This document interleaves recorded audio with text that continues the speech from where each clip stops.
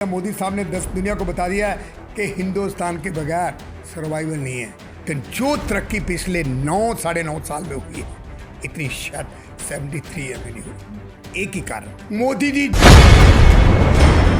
तो मैं तो कह रहा हूं और जल्दी करो सुनील जी, जो बाकी भी रह गए हैं, बाकी बीजेपी में नहीं है, उनको भी साफ करो।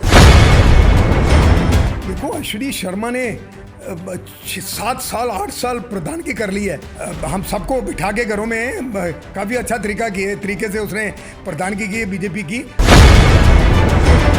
तो पार्टी का डिसीजन था, बहुत अच्छा डिसीजन था। मैं तो कह रहा हूँ कि थोड़ा अश्विन जी को रेस्ट चाहिए थी, वो मिल गई, बहुत अच्छा हो गया।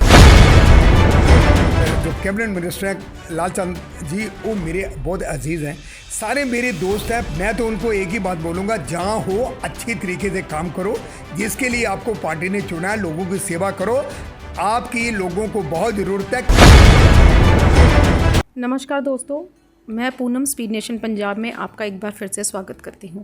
आज हमारे साथ एक ऐसी शख्सियत हैं जिनसे हम रूबरू भी होंगे और उनसे भारत के बारे, पंजाब के बारे और कुछ पठानकोट हलके के बारे जो है कुछ सवालात करेंगे। स्वर्ण सिंह सलारिया हमारे साथ है। सबसे पहले हम इनका स्वागत करेंगे, फिर हम इनसे जो है वो प्रश्नों की लड़ी जो है वो शुरू करेंगे। सर, सबसे पहले तो आपका स्वागत है। नमस्कार पूनम। सर, शुरू करेंगे। सबसे बड़ी जो उपलब्धि है भारत की वो ये है कि पहली बार जो है भारत में G20 जो कार्यक्रम, 3 दिवसीय कार्यक्रम है, वो शुरू होने जा रहा है और प्रधानमंत्री नरेंद्र मोदी जो है उसका नेतृत्व करेंगे। 9 कंट्रीज़ को बुलाया गया, तैयारियां दिल्ली में शुरू कर दी गई हैं। क्या कहना है आपको? पूनम, सबसे पहले तो मेरे पूरे देशवासियों को G20 के इस फंक्शन पे जो पहली बार इंडिया में ऑर्गेनाइज हुआ है, ढेर सारी शुभकामनाएं। और मेरे ख्याल से इससे अच्छा और बढ़िया कुछ हो नहीं सकता था। मोदी जी को बहुत बहुत बधाई, जिसने अपने आप को इतना बड़ा कर दिया है कि आज दुनिया में ना उसके बराबर का कोई लीडर है, ना कोई इस तरह की सोच का आदमी है। आप बिलीव करो कि अमेरिका, जो कभी मोदी जी के कितना खिलाफ हुआ करता था, आज आगे कंधे पे हाथ रख के बोलते हैं, मोदी जी आओ, क्या करना चाहते हो अमेरिका में, आपके लिए सब कुछ हो। इससे बड़ा क्या हो सकता है? आज ये अगर 9 कंट्री को बुलाया गया है इतनी बड़ी स्केल के ऊपर, मैन्युफैक्चरिंग में मोदी जी के आने बाद कंट्री ऑलमोस्ट नंबर 1। अब इंडस्ट्री का देखो, फॉरेन FDI आ रही है, दुनिया की बुलंदियों को छू रही है। आज मेरे एक दोस्त है, कनाडा से आना चाहता है, वो $20 बिलियन का प्रोजेक्ट गुजरात में लगा रहा है, रिफाइनरी एंड ऑयल का। और ये G20 का कमाल तो बाद में है, पहले तो मोदी जी का कमाल है। ये देश जो है ना, अब वो हम क्या करते थे, सुना करते थे, पेपरों में पढ़ा करते थे, किताबों में कि सोने की चिड़िया है, पुणे में सच है। आज ये प्रूव हो गया है और कंट्री ने आज कर दिया। मोदी साहब ने दुनिया को बता दिया है कि हिंदुस्तान के बगैर सर्वाइवल नहीं है। अगर आपको रियली कुछ बनना है बाकी कंट्री को, जहाँ इस मुसीबत से बाहर निकलना जो कोविड के बाद शुरू हुई है, तो भारत के साथ जुड़ो। और आज दुनिया भारत के साथ जुड़ रही है। बहुत अच्छा लग रहा है, बहुत खुशी की बात है कि मेरा भारत महान और दुनिया के नक्शे में टॉप में है। सबको बधाई। सर, विपक्षी पार्टियां जो हैं वो बहुत ज़्यादा विरोध करती थी, मगर आज जो है भारत का एक नाम रोशन हो रहा है। वैसे भी जब भारत ने चांद को छू लिया तो नाम तो रोशन होगा ही, मगर अब जो है प्रदर्शनियां भी लगेंगी। बाहर के देश जो हैं वो इंडिया के कल्चर को देखेंगे कि किस तरीके का कल्चर है, यहाँ पर क्या दिखाएंगे, उसके बारे क्या कहना है? पूनम, जहाँ तक कल्चर का सवाल है, मेरा ख्याल है यूरोपियन कंट्री, US इंडिया का कल्चर फॉलो कर रहे हैं। आज कोई मिनॉरिटी मुसलमान बनने के लिए तैयार नहीं, लेकिन सनातन की तरफ दुनिया जा रही है, क्योंकि सबको एक चीज़ पता है, सनातन में आपके पास कोई ऐसी जगह नहीं है जगह दूसरे की बुराई करो, दूसरे को नुकसान पहुंचाओ। और मैं कह रहा हूँ ये सबसे बड़ा इंडिकेशन है कि भारत की संस्कृति, भारत के संस्कार, इनका रहन सहन, इनके रूल एंड रेगुलेशन, इनके जो ट्रेडिशन कस्टम, ये आज प्रूव हो गया है कि अगर कोई रियली दुनिया को पीस में, तरक्की की तरफ लेके जा सकता है तो सनातन लेके जा सकता है। और मेरा ख्याल है ये बहुत बड़ी बात है और हमें फ़ख्र होना चाहिए कि उस मुल्क के हम हिस्सा हैं। और माननीय मोदी जी की वजह से आज मैं कह रहा हूँ, मैं नहीं कह रहा हूँ कि किसी और ने नहीं किया होगा, लेकिन जो तरक्की पिछले 9 साढ़े 9 साल में हुई है, इतनी शायद 73 ईयर में नहीं हुई। एक ही कारण, कमिटमेंट, डिटर्मिनेशन, स्टेट फॉरवर्डनेस और देश के लिए सोचना, सोना, उठना, बैठना। मैं नहीं कह रहा हूँ कि कोई आदमी में कमी नहीं होगी, लेकिन बेनिफिट कितने हैं, उसकी थिंकिंग कितनी है, सारी दुनिया बोल रही है पूनम, पूरा वर्ल्ड बोल रहा है इंडिया इंडिया इंडिया। आपने कभी सोचा था कि कंट्री लाइक यूएई 70 एकड़ में जमीन देख के मंदिर बनाएंगे? हुआ? ये सनातन की तरक्की, सनातन की सोच लोगों को अच्छी लग रही है, लोग साथ में आ रहे हैं। आप बताओ ना, सऊदी अरबिया का प्रिंस G20 में आ रहा है, कितनी बड़ी बात है। और वो चाहता है कि मैं मैक्सिमम बिजनेस करूं किसके साथ? इंडिया के साथ। ये हमारी नसीब की बात है। विपक्षी पार्टियों को क्या कहना सर? विपक्षी पार्टी ने इकट्ठा होकर एक इंडिया का नाम लेकर जो है ये बोला कि हम लोग जो है अपना प्रधानमंत्री जो है घोषित करेंगे, मगर क्या लगता है आपको कितना फ़ायदा होगा? देखो, मैं तो जितना शोर ज़्यादा होगा, इतना मतलब है सबको पता है कि दूसरी तरफ बहुत मजबूत आदमी है, तो शोर कर रहे हैं। मैं तो सबको बोलूँगा और इकट्ठे हो और मजबूत हो, ताकि मोदी जी और चुकन्ने हो जाए। और मोदी जी जो कर रहे हैं वो अपने लिए नहीं है। स्वर्ण सलारिया शायद करे, कुछ अपने लिए करे, अपने परिवार के लिए करे। मोदी जी जो करेंगे इस देश के लिए करेंगे, देशवासियों के लिए करेंगे, इतना फ़र्क है। अपोजिशन जो कर रही है अपने आप को बचाने के लिए, क्योंकि हर आदमी किसी तो किसी तरीके से कहीं तो कहीं फंसा हुआ है। कोई चारा घोटाले में, कोई किस में, कोई ज़मीन के घोटाले में, कोई बोफर में, कोई किधर, कोई वैसे ही रेलवे के करप्शन में फंसा हुआ है। अब ये सारे इकट्ठे हो गए सोच रहे हैं कि यार कुछ बन जाए, यार मुबारक है आपको, इंडिया नाम रखो, जो रखना रखो, लेकिन ईमानदारी से काम करो, लोगों की सेवा करो। लोग भी आपको ऐसे ही चाहेंगे जैसे मोदी जी को चाहते हैं। लेकिन अपोजिशन का डेमोक्रेसी में स्ट्रांग होना एक देश को आगे जाने के लिए बहुत बड़ा पॉइंट है। जितनी अपोजिशन स्ट्रांग होगी, देश इतनी ज़्यादा तरक्की करेगा और रूलिंग पार्टी उतनी केयरफुल होकर काम करेगी। सर, बात करें पंजाब की, तो सुनील जाखड़ को भाजपा का पंजाब प्रधान बनाया गया और उन्होंने आते ही कई ऐसी चीज़ों को दरकिनारे किया जो सही नहीं थी भाजपा के लिए। अब कुछ ही वक्त पहले उन्होंने 4 नेताओं को निष्कासित कर दिया क्योंकि भाजपा के लिए उनकी नीतियां सही नहीं थी। कितना सही लगता है आपको उनका ये निर्णय? देखो पूनम, सुनील जी पढ़े लिखे और एक बड़े एक्सपीरियंस वाले नेता हैं और उसकी इसमें कोई डाउट नहीं है। एक जिम्मेवारी है, बहुत बड़ी जिम्मेवारी है। और उन हालात में जबकि हम हर चीज़ सोलो कर रहे हैं, बगैर अलाइंस के कर रहे हैं, और अगर उनको लगा है कि कोई कार्यकर्ता उसके हिसाब से पार्टी के अगेंस्ट काम कर रहा है, तो अगर उसको निकाला है, तो मैं कह रहा हूँ इससे अच्छा कोई डिसीजन हो ही नहीं सकता। बाकी सबको पता होना चाहिए कि अगर बीजेपी में रहना है तो बीजेपी की नीतियों को, उसके प्रधान के प्रोग्राम, सोच को इम्प्लीमेंट करना होगा।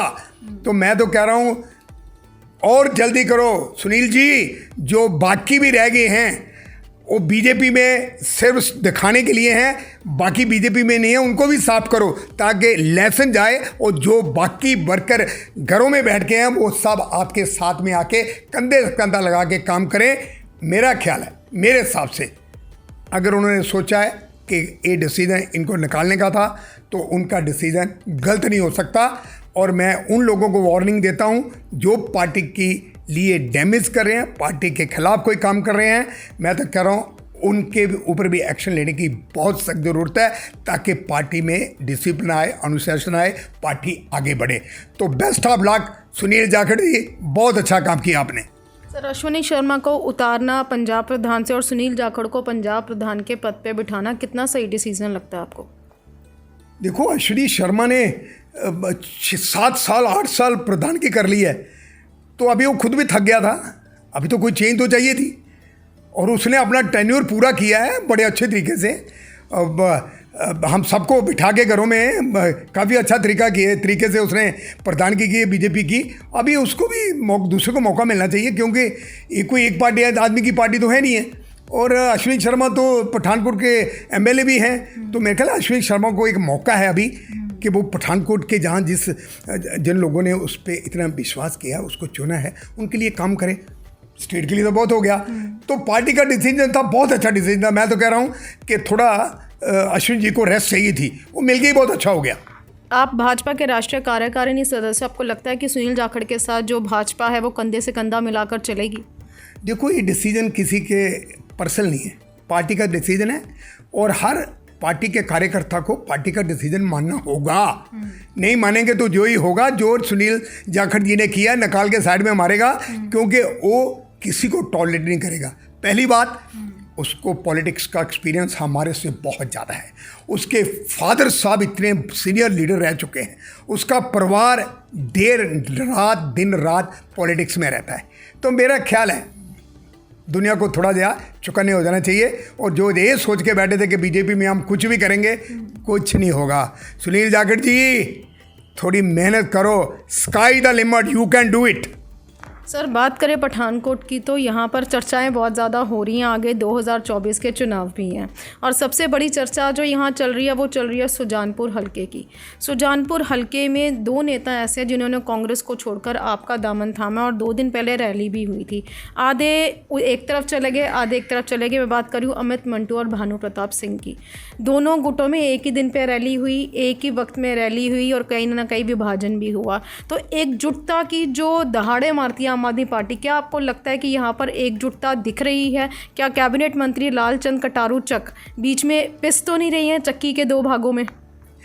पूनम में आम आदमी पार्टी का सवाल है, उनकी सिलेक्शन है, उन्होंने चुना है। मेरा ख्याल है वो राइट लोग हैं जो जवाब दे सकते हैं।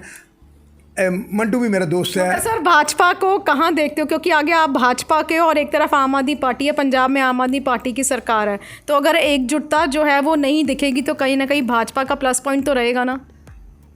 देखो, मुझे नहीं पता कि क्या होगा, लेकिन एक चीज़ मैं बताना चाहता हूँ पूनम, मंटू मेरा दोस्त है, भानु मेरा दोस्त है, हमारे जो कैबिनेट मिनिस्टर हैं लालचंद जी, वो मेरे बहुत अजीज़ हैं। सारे मेरे दोस्त हैं। पार्टी लागू हो सकती है, सोच विचार लागू हो सकती है पार्टी की वजह से।